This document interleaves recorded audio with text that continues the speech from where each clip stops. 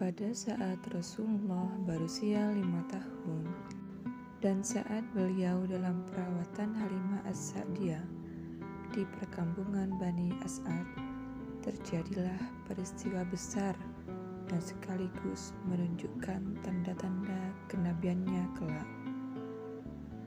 Peristiwa tersebut dikenal dengan istilah pembelahan dada. Suatu hari, ketika Rasulullah bermain bersama teman-temannya, tiba-tiba datang malaikat Jibril menghampiri dan menyergapnya.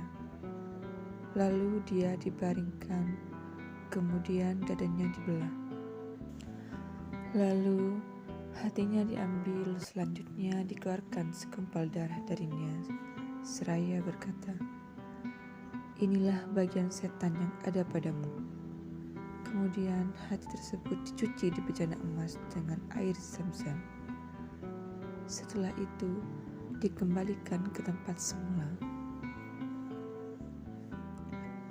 Sementara itu, teman-teman sepermainannya melaporkan kejadian tersebut kepada Halimah seraya berkata, "Muhammad dibunuh, Muhammad dibunuh."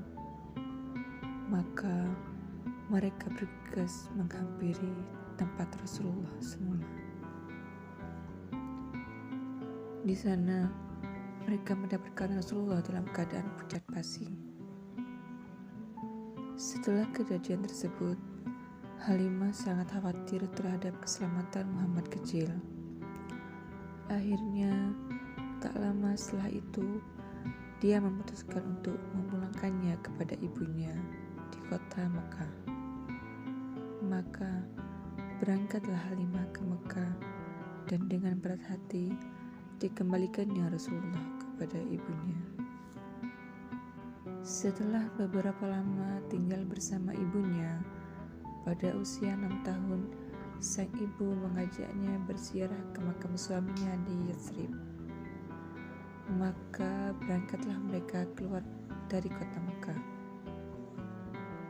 Menempuh perjalanan sepanjang 500 km, ditemani oleh Ummu Aiman dan dibiayai oleh Abdul Muthalib. Di tempat tujuan, mereka menetap selama sebulan. Setelah itu, mereka kembali pulang ke Mekah. Namun, di tengah perjalanan, ibunya menderita sakit dan akhirnya meninggal di perkampungan Abwa yang terletak antara kota Mekah dan Madinah. Sang kakek Abdul Muthalib sangat iba terhadap cucunya yang sudah menjadi yatim piatu di usianya yang masih dini. Maka dibawalah sang cucu ke rumahnya, diasuh dan dikasihinya melebihi anak-anaknya sendiri. Pada saat itu, Abdul Muthalib memiliki tempat duduk khusus di bawah Ka'bah.